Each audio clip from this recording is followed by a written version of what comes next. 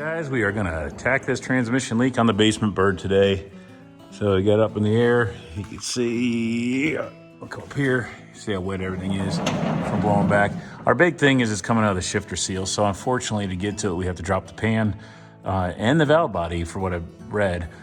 And while we're at it, change that filter and get to these hoses that I wanted to change before, but I didn't have the hoses in stock. So now we'll be able to seal up this transmission, making it that much more reliable and one less leak to worry about.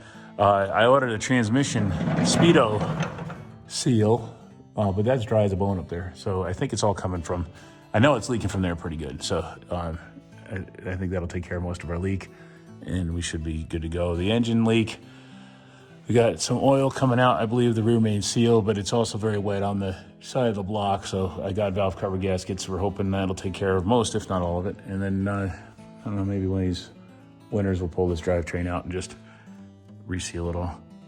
All right, here we go.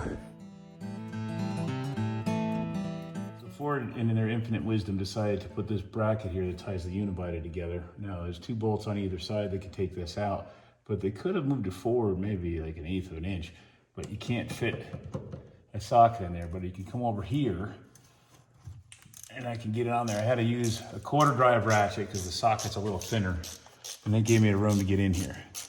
And I was able to get one of them out, so I'm hoping I can get the rest of them out the same way, so I don't have to take this thing apart more than I need to take it apart, because I don't want it to be a problem. Sometimes these things fight you tooth and nail. So there, that one came out. And I got one more in there, but before I go there, this is the same problem. So the 3/8 drive ratchet wouldn't fit up in there. This is having a hard time too. And I did find one spot where I could squeak this sucker in, right there. So then I can come down. I already got that one bolt out, so I can take this one out. So if you're doing this, you can, and that's a transmission cross member, which really makes it a pain in the butt, because if I couldn't do this, I'd have to come up with a jack and let the car down and pull the mount and all that other stuff. I don't know why they didn't just shave this off 1/8 of an inch.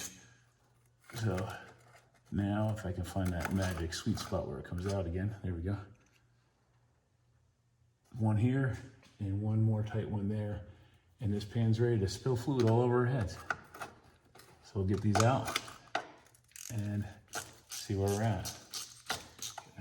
So now we're taking out the dipstick tube. It's 1 1/16", and I broke it loose with a longer wrench.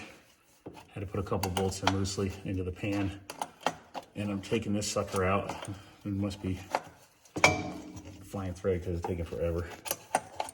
So we're definitely gonna have to replace that seal in there if there is one. And this is gonna glurp out all over the place as soon as it comes out. And that should give us the play we need to be able to get this pan out. Yeah, now we're getting some oils leaking past there. It's probably, I'm assuming there's an O-ring there.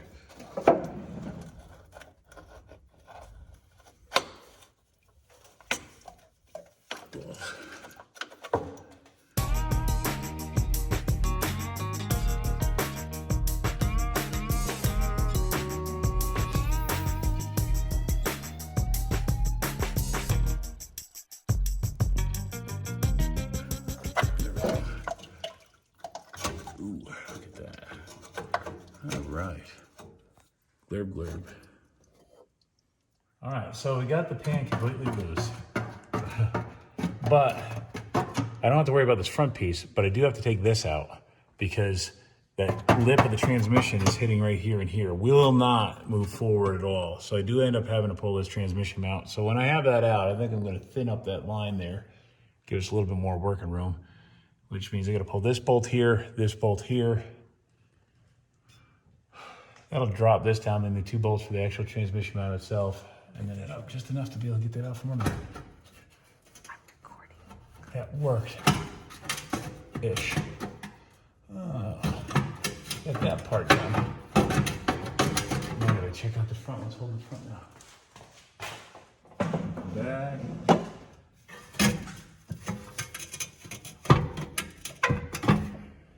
Come back here again. I'm gonna try to pick it up with the transmission.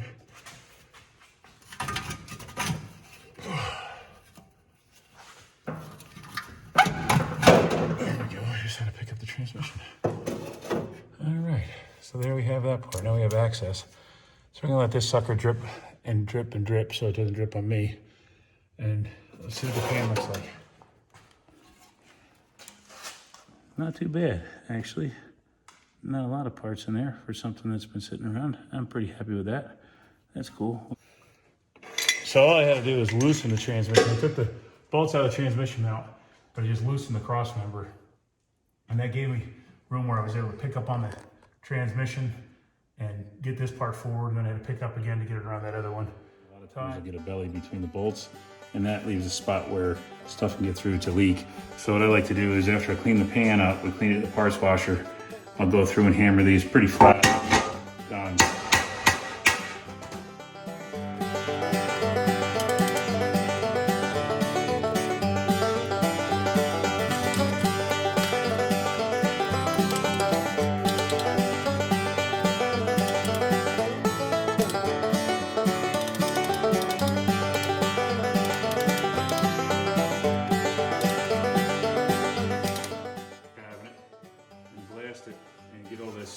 Roughness off so we can give it a nice coat of paint.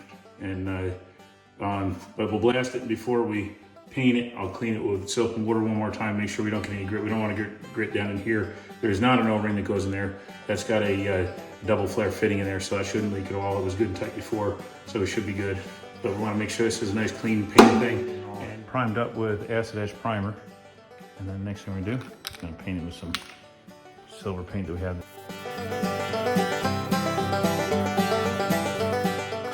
Pan is done and painted.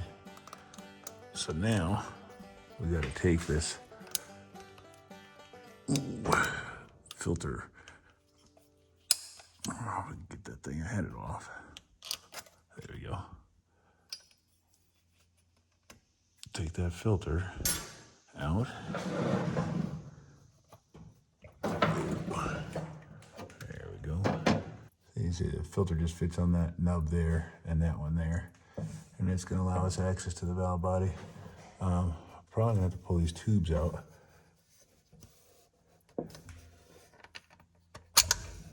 There's one. All right, so to get this tube out, I had to pop it out of here first. It popped out, spilled fluid all over, and then it drops down. So if you guys are doing this, you're gonna wanna do it that way.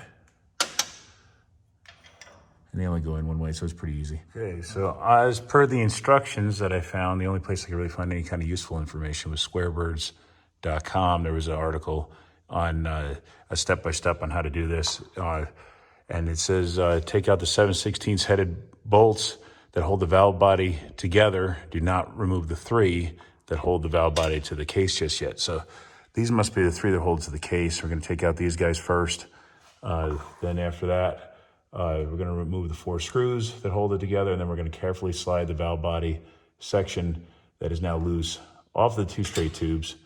And we're going to make sure that we don't, this metal spacer stays with it, and we're going to make sure we don't lose any of the check walls.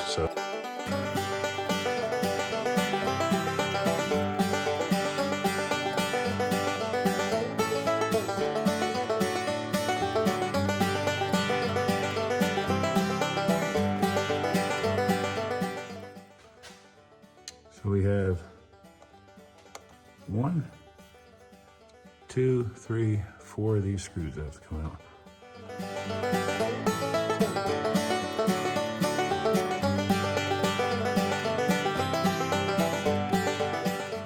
So it's funny with automatic transmissions, it's like every time you loosen something up, more goopy stuff comes out. And pull this tray out of here. We're gonna catch what we can.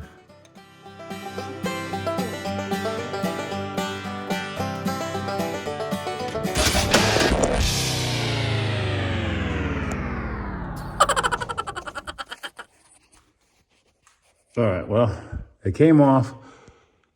The plate fell off because that damn tray was in there, and I was trying to balance the phone so we could video it. So I'm gonna bring it over here, and this goes on this way. I know that goes like that, so I'm good with that.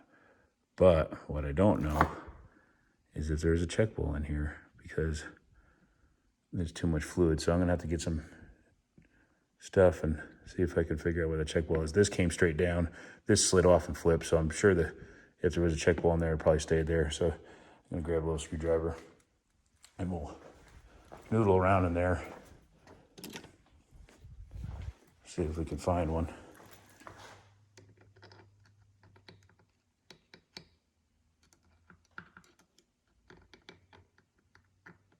Yep, it's right there. There's one in there. These are just open. Nothing in that one. These are the pass-through bolts that bolt it down. But this one, you feel a little ball rolling in there.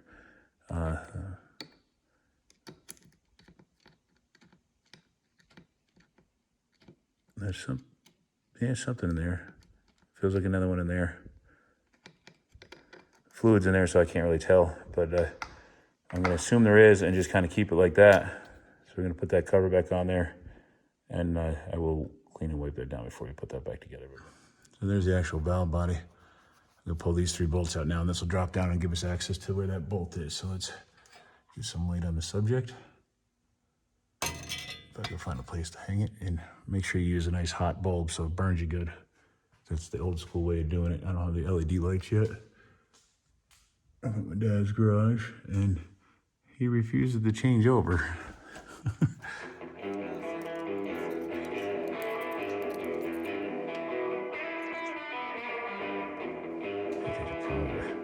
Take these tubes out.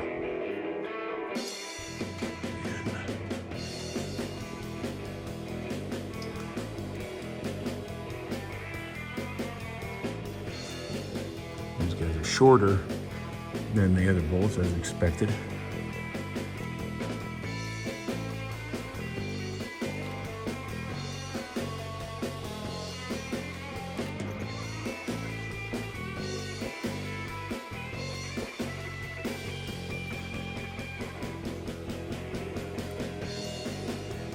So say he's brought me down my tripod, so this makes it a lot easier because now I've got 2 hands to work.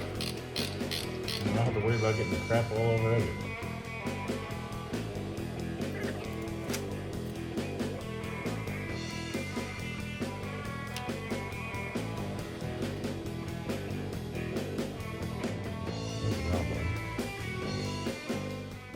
Still got paint on the drum there, see that? This old car does not have a lot of miles on the drivetrain, I don't think. So this is, it's kind of getting dark. I can't really get this light where it needs to be, but this nut has to come off. This is a 1/2-inch head. That goes through to your kick-down shaft, so you can see me moving the shaft there. You can see that moving. And the instructions say be very careful when you take this off because the lever is very prone to breakage. So hold the lever, don't let it hit the case because it'll snap off. So I reached up there and hung on, and it finally broke loose, and it's coming off nice and easy now. So that'll be our kick-down lever, and we'll be able to take that off and note the orientation. Now, it probably only goes on one way, but I always make note of that stuff. When this comes off, we'll be able to take that kick down off, and that'll allow us to get to this bolt or nut that we can take off, and then the whole shift assembly will slide out, and we'll be able to get to that seal. And then our next step says that remove the nut at the end of the manual lever inside the case. When you do that, be very careful. There is a spring-loaded detent in the case. Do not let it shoot out. Looking here at that detent, you can see where the detent rides on the there's a ball right there. So I pulled the shift linkage off by pulling that cotter pin that worked, and then this. So that nut that's on there is 7/8. I loosened it up already. I had to use a box wrench. The open end wrench would not fit in there. Box wrench fits in there, no problem. Get your nut, and you wash out. The spring-loaded part he was talking about is not that spring. It was actually this nub up here was this bullet and spring. The spring goes in, the bullet sticks down in. So that goes in there, and it just drops straight out, so it wasn't a big deal. But you should be aware of that. Again, there's the spring that fits up in that hole right there. Slides up in there. And when I finally got this part to come off, that bullet fell down, dropped straight to the floor, and then when I moved this away, the spring slid out. So it was not under tremendous pressure, but be aware of that. And now see where this comes out, it's hitting the floor there. So what I'm gonna have to do is take the transmission mount out and drop it. All right, guys, I'm gonna show you what I did. I kind of stepped away with the video, got sidetracked trying to get stuff out and ready. So I ended up having to take the transmission cross member out. That's here. And that dropped it down until this cross member hit. So I took the 2 bolts out of this, which are difficult to get to. They're up in there. And it didn't budge. So then I took and loosened that one up. And it was, the top one was real hard to get to. I cracked it loose, and the bottom one I pulled out about most of the way. And then this dropped down enough where I could pull it. And when I pulled it down, I was able to get enough room to pull the shift shaft out. So now I got to figure out how I'm going to get in there and pop that old seal out. Looks like it won't be too bad. And then get the new seal in. And I'm going to show you what I used. I used this screwdriver here, and I was able to put it in, hook it on the edge there, and just pry it, and it popped it right out. That was a real easy thing to pop out. Now to put that in, I guess you got to drive it in. I don't think I can get my seal driver in there, so I might find a washer that's the right size, and maybe try to cinch it in with a bolt, and you know, press it in that way. But it's just a lip seal. I have it out. It doesn't look like that was really leaking too much. Maybe it was a little bit, but it was really going out of there. So if it wasn't this seal, it was probably the O-ring, and the package comes with the O-ring as well as the seal. So either way, we're gonna replace both those and get this transmission dried up. Okay, so I put the new seal on here, the O-ring, and I put a little bit of moly grease on it, and in the holes. And then this goes up in here.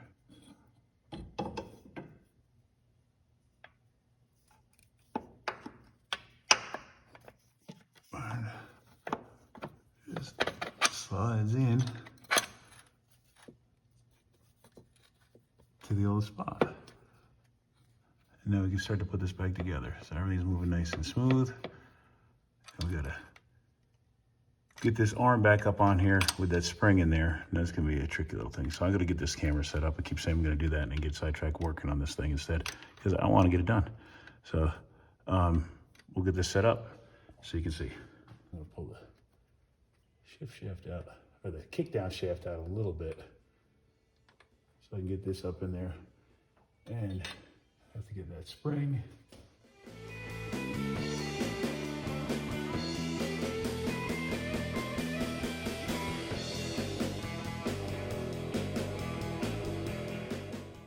All right, so after dealing with this thing, this pin up here falling out over and over and over and over and over again for an exceedingly long period of time, and trying my patience to no end, I decided to walk away. As soon as I got up to the house, I got thinking, I was like, you know what I think it will work is if I take this pin out here, there was a little clip there, pop that clip out, and little, right there, that goes up in there, pop that out, and then I can move this out of the way, is what I'm hoping, and yeah, and then this will come down, allowing that spring to come out again. Maybe it'll stay there this time. That little bullet likes to fall out. I can loosen this, line this up correctly without the pressure of that bullet on there, and then I can push that up like that and swing that up into where it's got to be. That'll be the easiest way to do this. I wish I thought of it the other day, because this project would be done already. But instructions didn't say that. So again, and then once you get that cotter pin out, this thing will slide out of the way. You can drop it down, line everything up the way it's supposed to be, assemble the whole thing back together, and then that bullet's not jumping out all over on you. So we're gonna do that and get this thing on its way back to getting that valve body in. That worked pretty good. Now I got that bracket on there. I gotta put that, get this light to stay here so we can see it. Lights always seem to shine in the wrong direction. I gotta put that bullet back up in there, push it in there, and start it on this. Once it's clicked up in, this will fit into that hole, and we'll be good to go on the shifter part. Wish I thought about that the other day. I would have had this done and driving already. All right, so we got that together. See, the bullet is sitting where it's supposed to be. This is all where it's got to be. And when you push up here, spring pressure, and it moves this lever here. You watch that move, which turns this tooth into the drum. See if you can bring that light around here a little bit better. There you go. And that's your park. Park. And then we got all our gears here going through. So I know it's low, second, drive, neutral, reverse, and then again park is up there. So we got that part right. Now I got to put my kick down part on there, and that's hooked up here already. Already connected the piece there, so it's got some spring action to it. We'll put that thing on like it was when we started, and then I can shift this up, put our shift linkage on after we put the transmission mount back in. And I'm lucky I got Sage down here to help me with this because it's kind of a two-person job. Updates as we go. But to recap, put this on with the bullet out and that cotter pin out and this shaft with the spring removed. It allows you to swing this down, get everything lined up correctly, tightened up. And then I used this tool here to start the bullet, because I could hold the bullet and I could push it up in there to start it. And as I held that, I turned the bracket to hold the pin in and was able to then push my finger up on that pin and get the bracket up into place to hold it, and locked it in there. It took what it take. It took a couple tries, but a few minutes we had it in. So it would have saved me hours of work had I thought of that. But sometimes the best thing to do is walk away and give it some thought on your own. So it was, we're on our way to getting this back together. We got this on the double D shaft. This is the kick down. It must be that this shaft must slide inside the valve body or something, because I'm not exactly sure. Remember, it says that this breaks very easily, so we want to make sure we don't do that. It should be good. All right. All right, so we got this first part of this valve body in. It's a little tricky to put in. There's a pin that comes off the vacuum modulator. I found it was easier to pull the pin out, start it in the valve body location, and then get it to go up and in. And I was still having some trouble, but I want to show you how this all works right there. So this L-shaped bracket holds your kickdown lever, and that pushes on that valve, and I'll work that so you can see how that works. See how that moves there? So when you jump on the throttle, this slides back, floors it, and drops it down a gear, and then it can return, and that's a stop. So that's the first tricky part, is sometimes it wants to get on the wrong side of that. And then your shift linkage goes onto this nail looking thing right here. This pin here has got, that slides all the way out and has different stops in it that helps direct the flow of the fluid. So you can see there's one of them there. So there's up in park, and then you come down into reverse, neutral, drive, second, and low. So we got everything working good now. You can see how that's working. So next thing we could do is torque these down to our 65 inch-pounds, and then I can assemble the other part of the valve body onto there. So we'll see you there in just a second. And we're gonna set them 65 inch-pounds. This is my second go through on this, so, which is really, 65 is like nothing.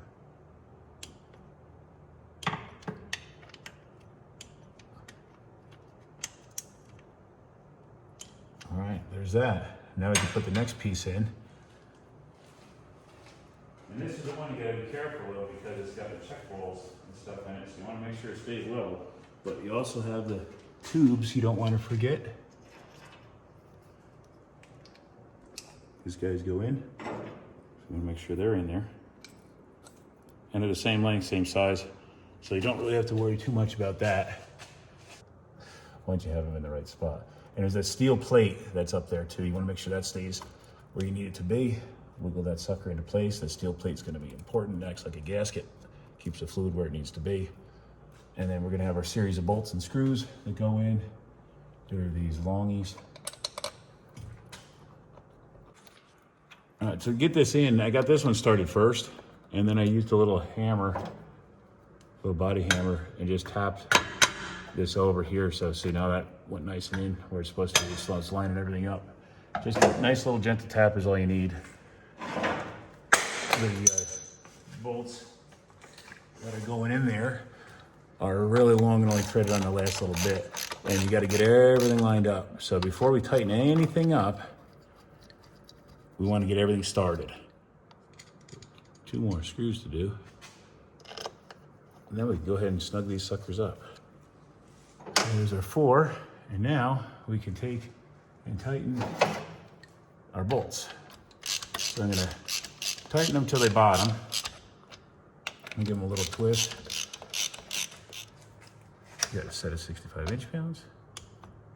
There's one. There's one. There's another. And another. Go over them a couple times. I was like triple checking the torque on stuff. So we gotta put our tubes back in. Our large tube, if I remember right, goes in first. And that fits up in there. And then you might lose sight of things because of the way that light is working. It's just an aluminum tube, like a fuel line, 3-inch fuel line. Okay, there's that. And then our last tube, this is kind of hairpin looking one.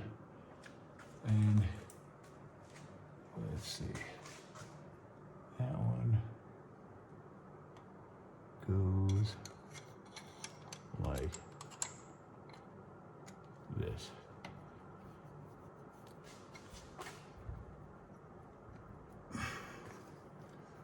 It's gonna go in a little bit more.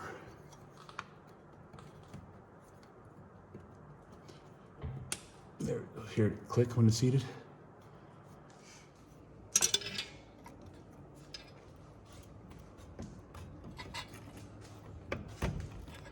Alright. There we go. You just have to have tough fingertips. There we go.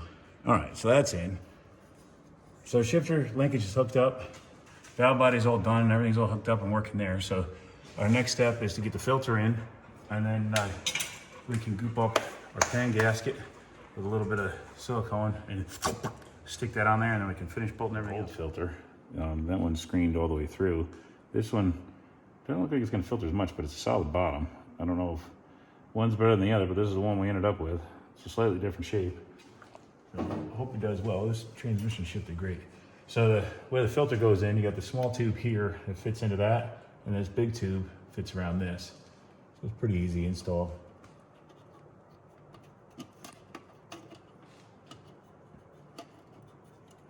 Just like that. And then our retainer clip is this fancy doohickey whopper.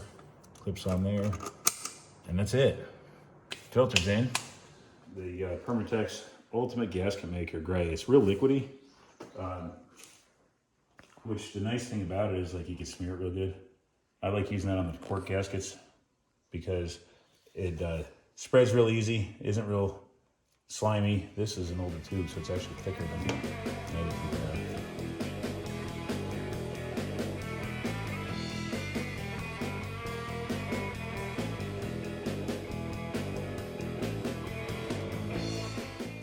Okay, gasket's all gooped and ready.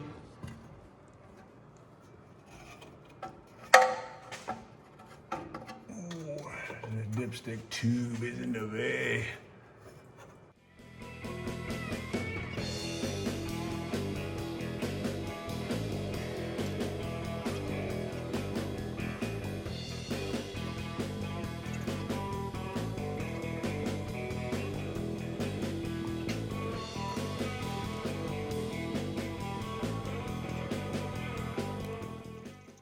All right, so we don't want to blow the gasket out, so after I snugged them all up, I'm going around and give them a little bit more of a squeeze. And we should be good once that, especially once the silicone sets in. That sealer or whatever, I don't know what it's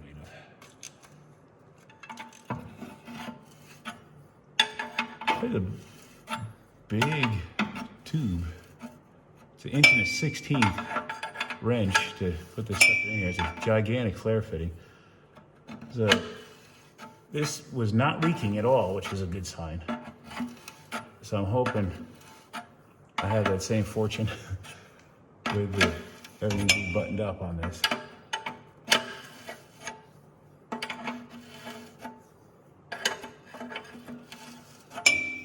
Of course, it's fine thread. I've heard some people do this job that I just did on their backs, on the ground. That would really suck. I have sympathy for all you guys that do that. If you are stuck doing that, I feel bad for you, but I hope this video helps you with some little tricks and stuff to make it easier. So when you do that, there we go. You guys will have a little better luck and go a little quicker. It's hard to find some videos on some of these old T-Birds or somewhere. I know people are fixing them up, but maybe people just don't like sharing the information. All right, so the transmission's all buttoned up. I can actually readjust my transmission mount and put our last little bolts in. The transmission will be all done, and then the only thing left to do is replace those two hoses up front and then fill the transmission up and take it for a ride. We're good to be driving this again.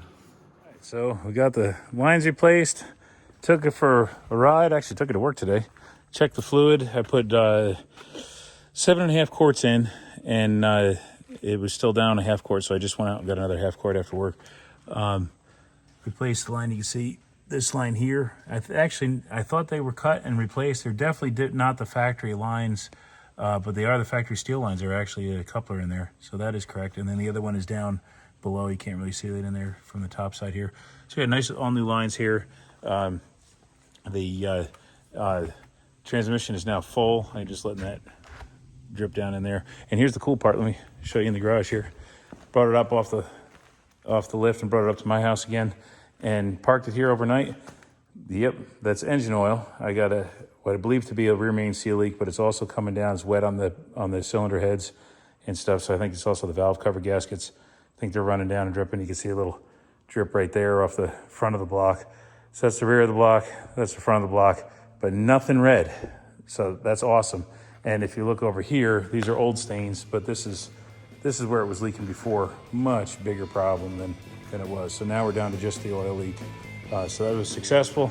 I hope this video helped you. This is how you can service that shifter seal in a Cruise-O-Matic. This is 63, but any of the Cruise-O-Matic years are the same, and I think even the transmissions before that were very similar. So again, mash that subscribe button. Thank you very much for watching. Hope you enjoyed the video.